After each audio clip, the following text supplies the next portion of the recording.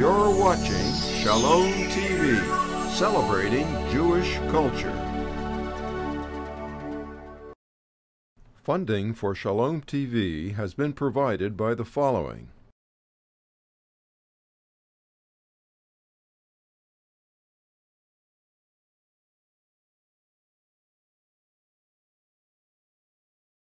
And by viewers like you.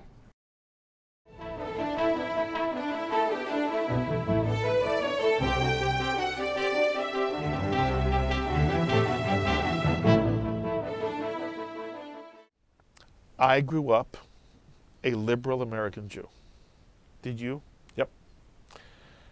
And suddenly... Do you know, remember the name Bella Abzug? Of course. She was my congresswoman.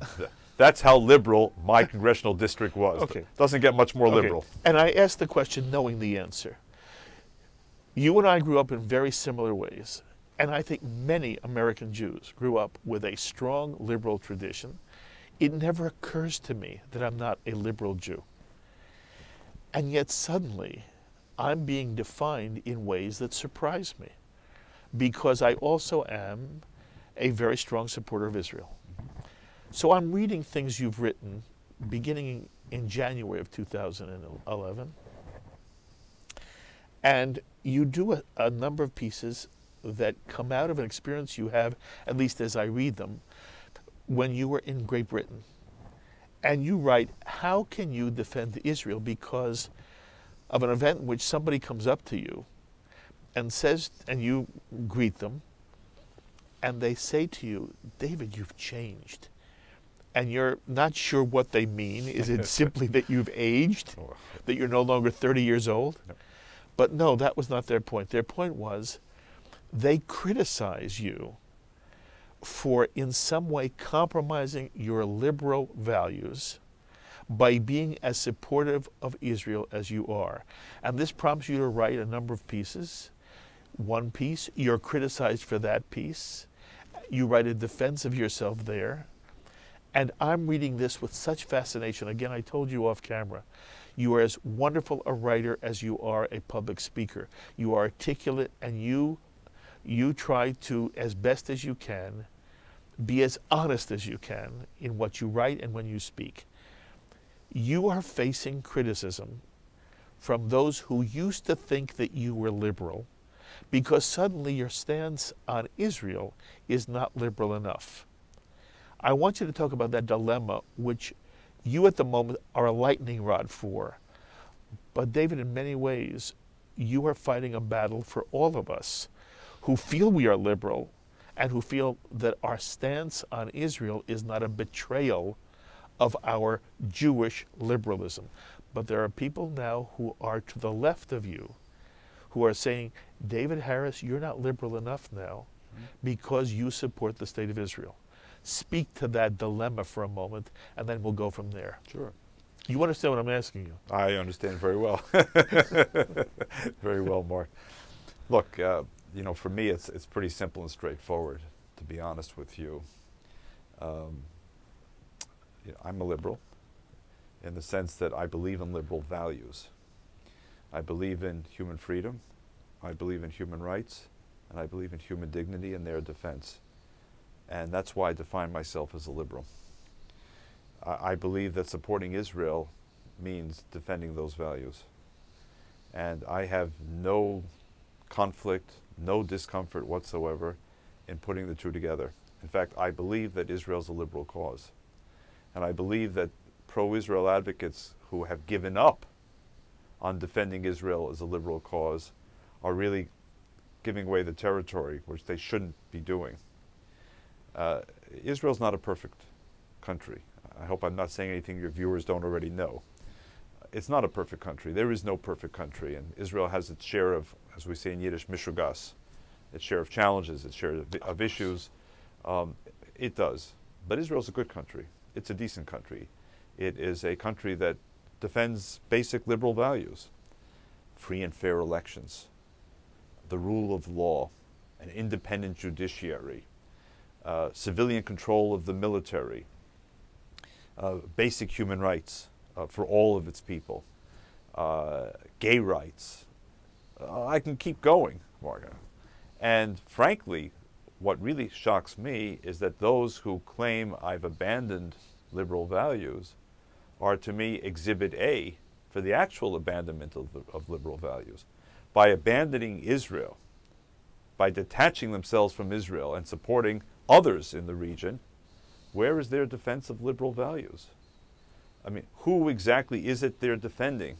And what are the values that are espoused? I mean, if I'm gay, where else can I find a measure of security and acceptance? If I'm a labor union member, where else can I find that kind of acceptance? If I want to protest the government and write about it or speak about it, where else can I feel secure that I can do so without ending up in prison or perhaps being tortured? So I can keep going, but I'm proud to stand up for Israel. Again, the Israel I defend is an Israel that is peace-seeking, that is freedom-defending, that is open, and for me, again, no conflict. I'm going to push you if you don't mind. Push. There was a response written by Laura Friedman, who's Director of Policy and Government Relations for Americans for Peace Now. And she simply articulates what the far left now would say to you. They would say, we grant all that.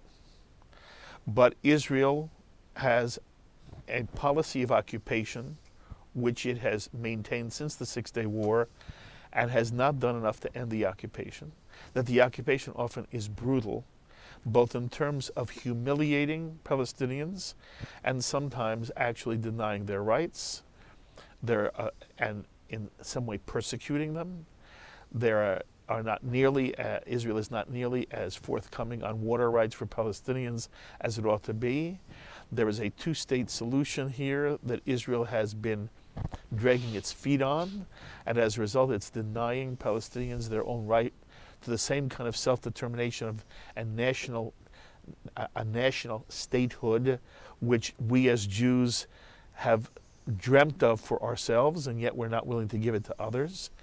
That Israel inside its own borders is not good enough on civil rights for Arab Israelis, and that what they want from you is more of an overt, explicit criticism of where Israel falls short of what they claim are the Jewish values which pulsate through you and which are the best of the Jewish tradition. That somehow Israel is not living up to its own Jewish idealism, and that David Harris isn't willing to be critical enough of the failures of Israel in these regards. And that's why they would say, in some way, your liberalism, while we appreciate it, is somehow falling short when it comes to your assessment of and your leadership of American Jewry. Mm-hmm.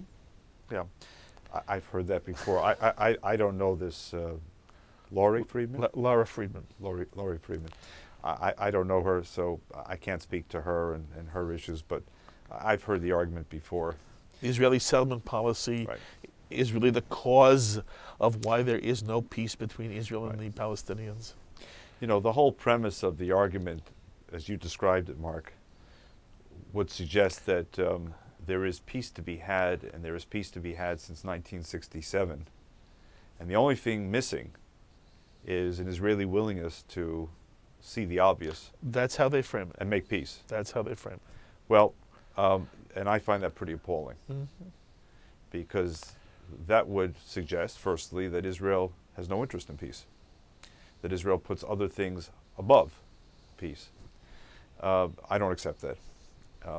I believe that there is no nation on earth that yearns for peace more than Israel, both because peace is at the core of the Jewish journey in life, generally, and also because there is no other nation on earth that's lived this abnormal existence for nearly 63 years, where many of its neighbors continue to deny its very right to exist. So I don't accept the fact that Israelis embrace the notion that we're going to forego peace, this peace which some believe is there for the taking, and would rather carry the highest tax burden, would rather send their sons and daughters to the army, risk their lives, continue in the reserves for decades, and all the rest. I just don't buy it. And secondly, what I find upsetting in these kinds of analyses is this kind of constant self-flagellation that also too conveniently ignores other narratives. It's almost as if to allow in other information would so destroy this kind of hermetically sealed notion of the way things are, that rather than risk that intellectual disruption, facts be damned. And so any countervailing facts are kind of just sloughed aside. You know, don't confuse me with the facts. You know, you start mentioning the efforts to make peace. You start raising questions about Arafat's leadership over the years.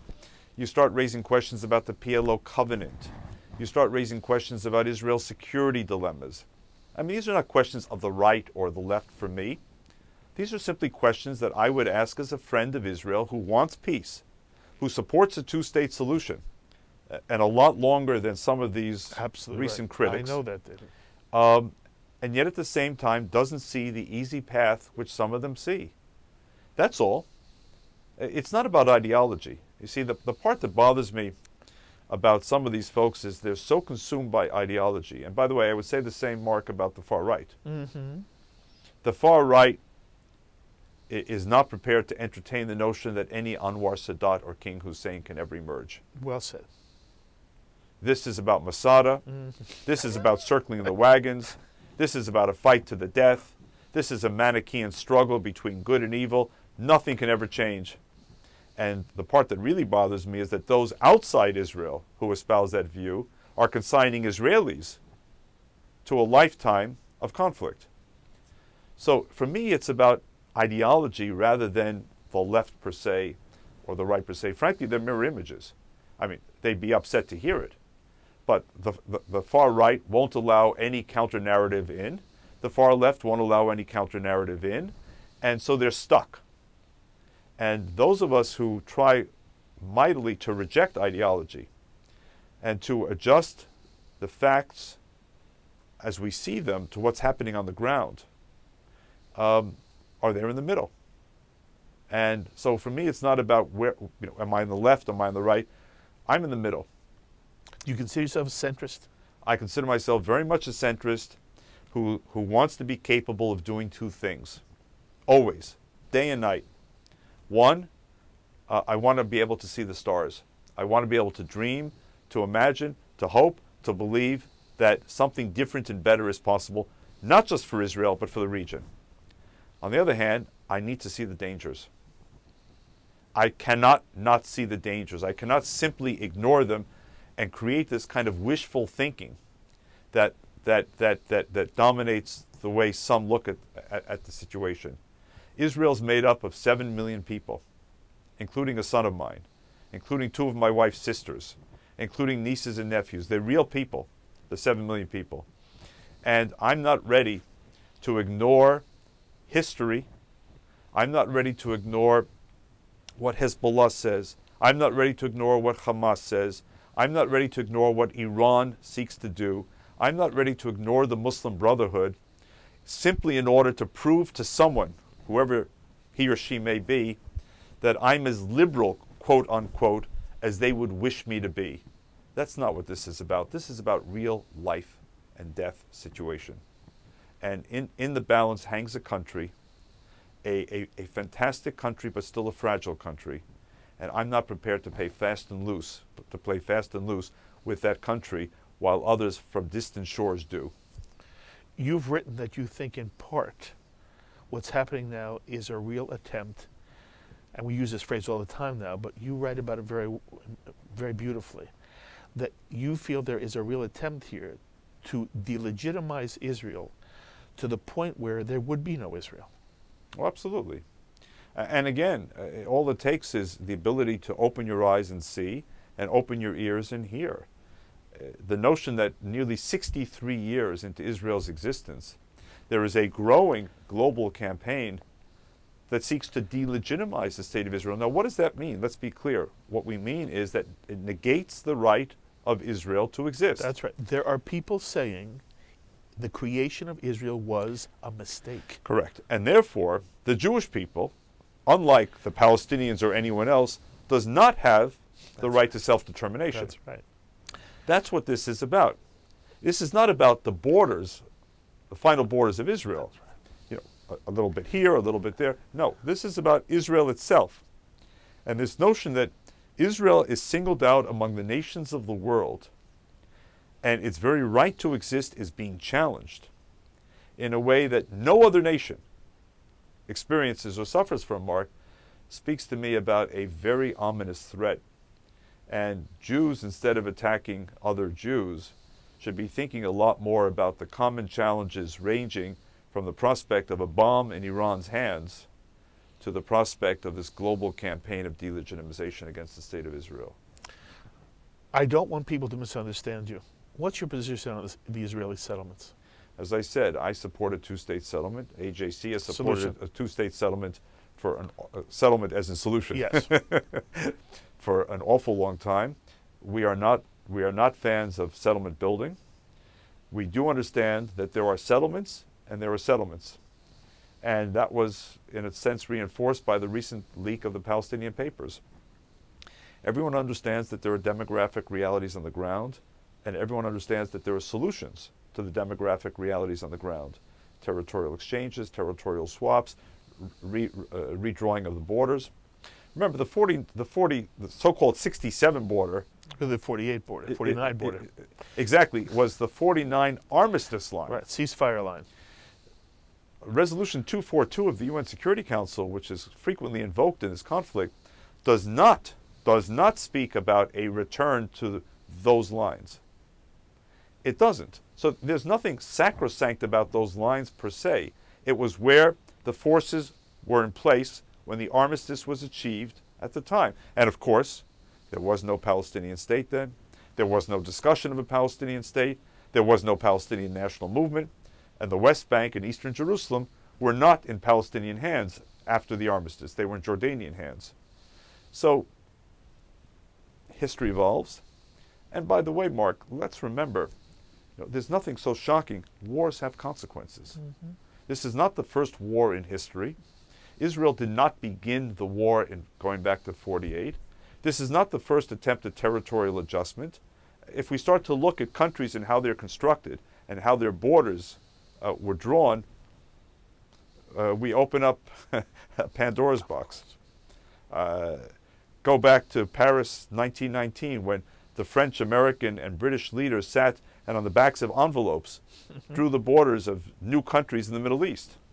I mean, where is the legitimacy of half the countries in the Middle East? If you really come down to it, Mark. So the settlements that we know, the Palestinians know, the Americans know, will remain in Israeli hands are one thing, and those on the other side are something else. It's the second group that we oppose. They're provocative, they're unnecessary, they're poking an eye in the finger of the Palestinians. Why? When everyone also knows that they have to be dismantled one day. It makes no sense. So AJC strongly supports a two-state agreement. We've had that position now for a very long time, and we stand by it. And how do you feel about Jewish settlers opting to live in their settlements but under a Palestinian flag? Should a two-state solution permit that? Well, I think the answer is yes. This is my view. I mean, why should we operate on the assumption that Israel must be a multicultural, multi-faith country, and that Israel's image will be judged in part by how it treats its minority population, Christians, Arabs, Muslims, whomever? On the other hand, why does the world simply assume that any new Palestinian state will be Judenrein, that no Jews will have the right to live there? Heaven forbid. And it's interesting how much of the world simply accepts that perverted logic. What's it say to you? Well, it says an awful lot to me, and none of it good. But I think here's a stretch. If I were a Palestinian leader who was truly committed to creating a peaceful, democratic state alongside the state of Israel, I would want the settlers to stay. I would tell them, you're staying under our laws and our rules, but I would want them to stay because for me it would be the litmus test to prove to the world that this new Palestinian state really intends to be democratic and pluralistic. And how can you measure pluralism and democracy? By how a country treats its minority. Now, you earlier said in that role play of yours, Israeli Arabs. And the answer, of course, is that Israeli Arabs do not yet have the same full socioeconomic standards of others in Israel. True. Does it bother you? Of course it bothers me. Of course it does. Of course it bothers me. At the same time, I don't know of a democratic nation beginning with the United States where one can say that every minority enjoys full equality.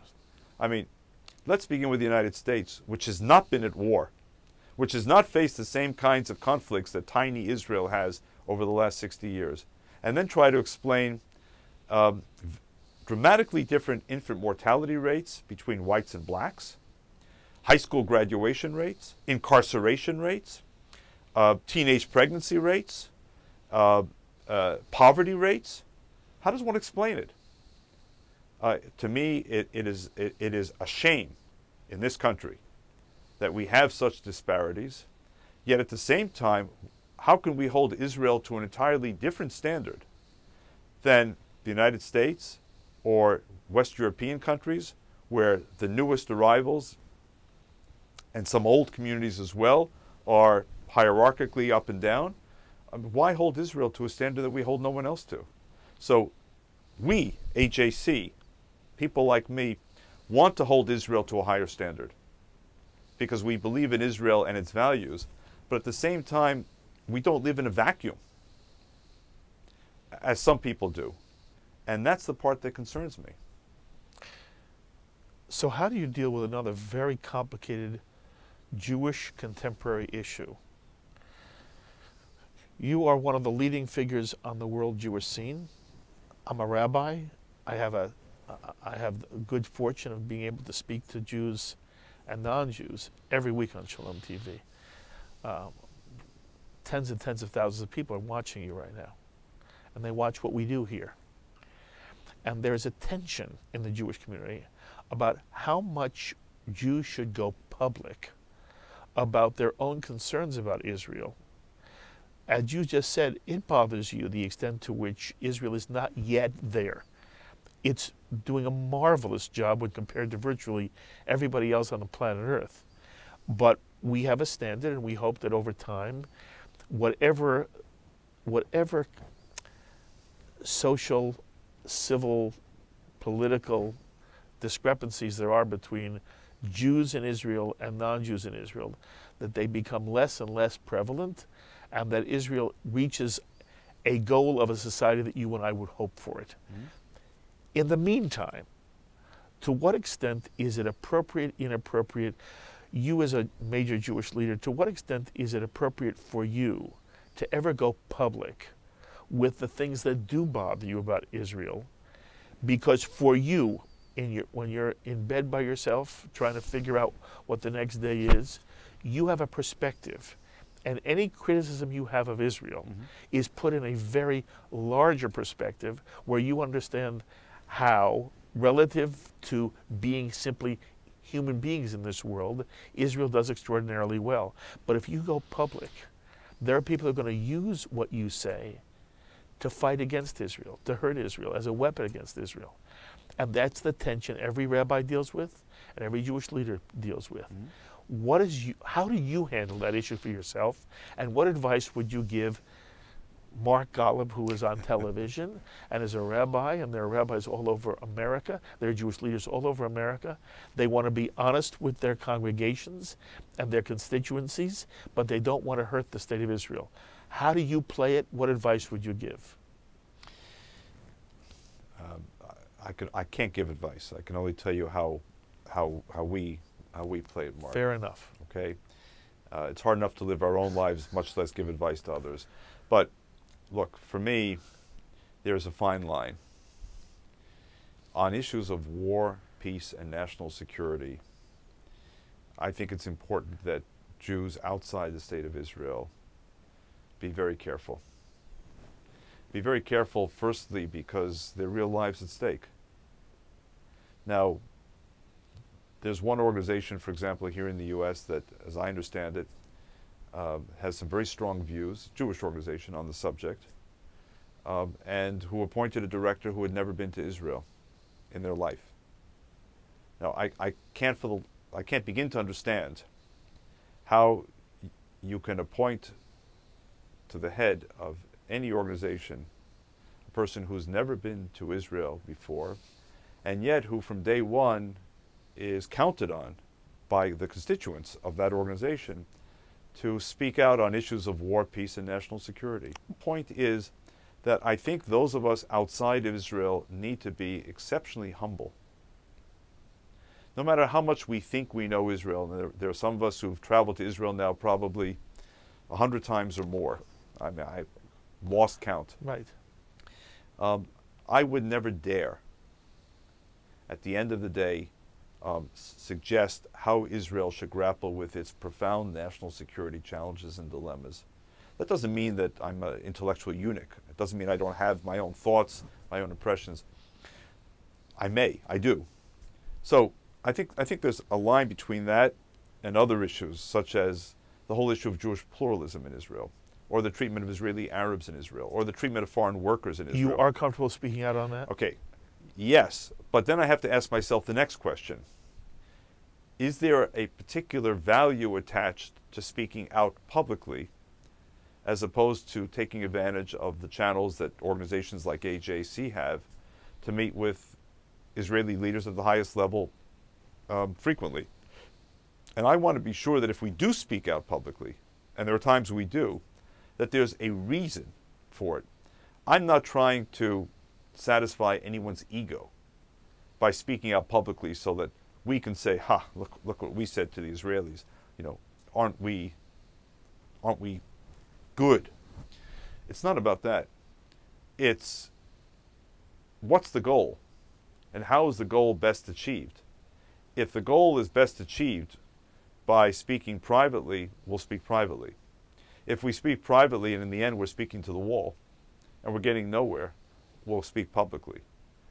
But again, ask the question first, what's the purpose of speaking publicly versus privately?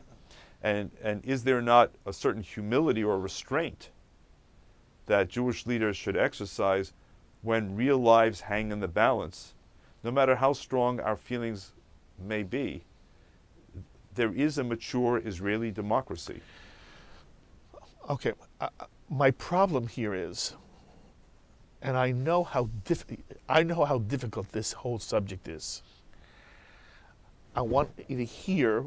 I want you to respond to what I hear all the time from the other side, and the other side is the Peter Beinart side, that says there's a whole generation now of young American Jews who consider themselves to be liberal Jews, and who feel that the David Harrises and the Malcolm Hoenleins and the Abe Foxmans aren't speaking for them anymore because the David Harrises are not willing to talk about Israeli social policy vis-a-vis Arabs or Israeli excesses on the West Bank in terms of occupation policy, and that somehow, therefore, you no longer represent where they are, these young liberal college and post-college kids, and that in some way Zionism is no longer seen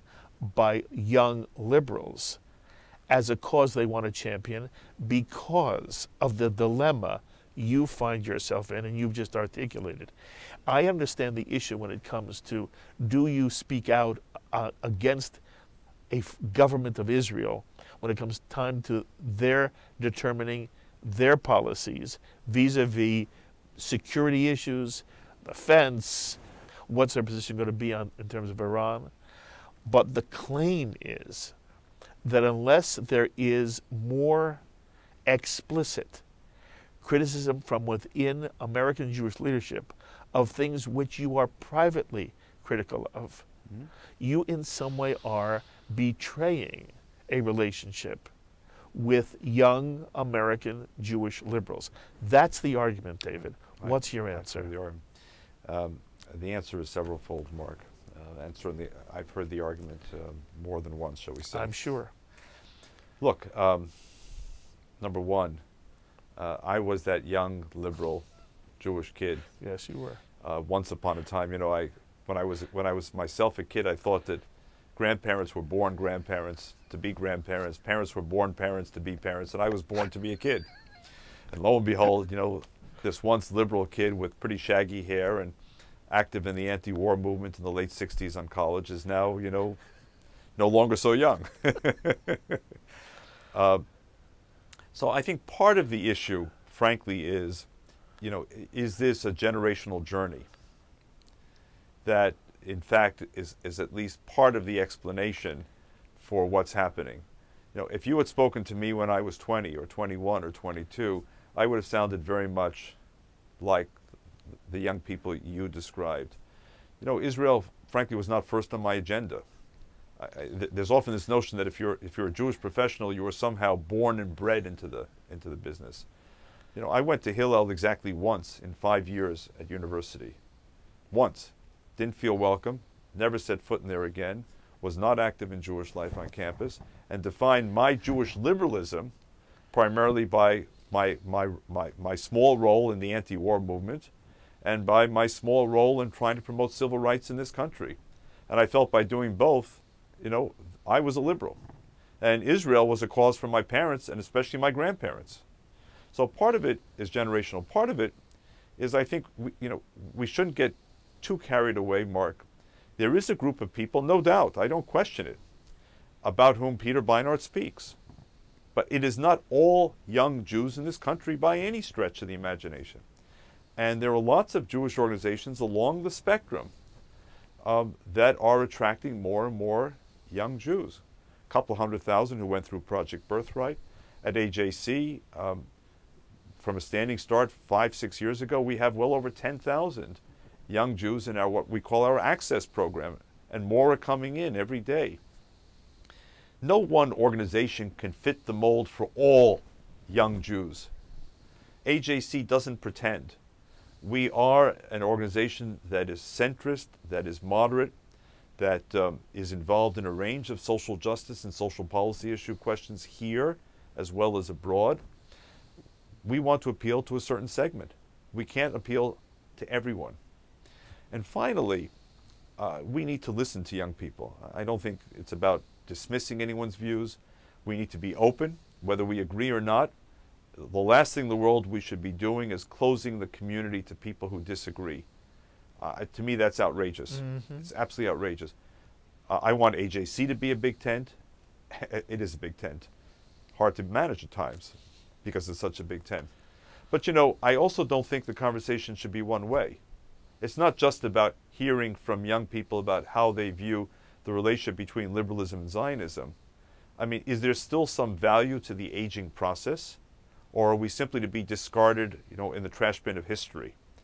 There is something to be said for people who have lived a certain number of years and have a view that should be shared with young people as well. In other words, it should be a two-way conversation, and not a conversation governed by some in a new generation that essentially say, it's my way or the highway. It's a two-way conversation. So an open Jewish community, an inclusive Jewish community, a Jewish community that knows how to listen, but a Jewish community that also knows how to exchange views civilly, both with those with whom we agree and disagree. And AJC is very much for those who want an open-minded, non-ideological, moderate institution that's engaged in both liberal, domestic and international issues without being knee-jerk. Would this extend to J Street? As far as you're concerned, does J Street have a place at the formal Jewish table? Well, if you go back, you know, and I've got a pretty long paper trail and voice trail, you won't see any comments from AJC about J Street. I mean, others have chosen to comment. We haven't. In fact, I got criticized by some for appearing on the Christian Amanpour show on CNN with the head of J Street.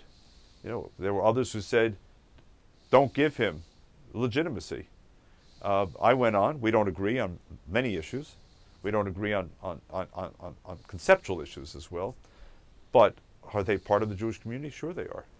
And what I said earlier applies. They're part of the Jewish community, just as organizations on the right and far right are part of the Jewish community. As far as I'm concerned, you know, every Jew and every Jewish organization should be precious. I want to make an easier question for you. My children. How did you guess? Such children. Bo, you have wonderful children. You have a spectacular wife. Oh, thank you. That's a different discussion. Thank you. Change gears for a moment. Sure. What's your view now of the possibilities of the peace process moving forward?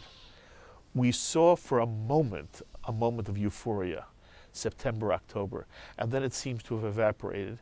And there are many people now who feel that there simply is, once again, no opportunity to find an interlocutor who can deliver peace, and that they are very pessimistic that a two-state solution can be worked out now.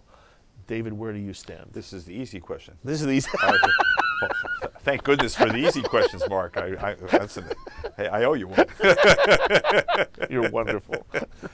Look, first of all, I need to at least correct the record for ourselves. There was no euphoria here in September, October. There was guarded hope. But look, if you roll back to September of 2010 for just a moment, you had a process that began at the beginning of the month, if you remember, and you had a deadline of September 26th, if I recall correctly, which was the expiration of the 10-month settlement moratorium. Correct. By Israel. Now, when this process began in early September, I said to myself, well, you know, if I know that there's that deadline, I'm sure that others know it too. But I'm also sure that they figured out how to get past it. Lo and behold, they didn't. All these great minds in diplomacy and politics hadn't figured out how do you launch a process at the beginning of September when you have this looming deadline and you don't know how to get around it. And sure enough, you know, stumbling block. So today, look, I would like to be hopeful every day. I'm a long-term optimist. I couldn't do this job, Mark, if I weren't. I'm not a masochist. I don't come to work every day in order to take pleasure from terrorism, nuclear proliferation, the prospect of war, hatred, anti-Semitism. These are all pathologies that make me believe I'm a kind of political oncologist. But you know what? I'd love to be out of work. I'd love to be able to say one day, over and done, Israel, starting tomorrow, is like Luxembourg.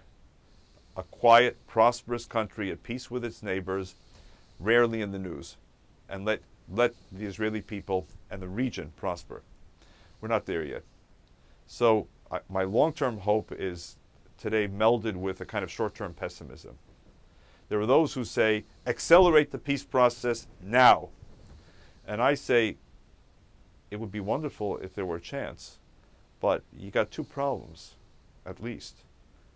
The first problem is the Palestinians have just called for the resignation of their cabinet and for new elections. The Palestinians are scared of what happened in Tunisia and Egypt and elsewhere. They're still reeling from the revelations of the leak of the Palestinian papers and what it says in the minds of other Palestinians about them.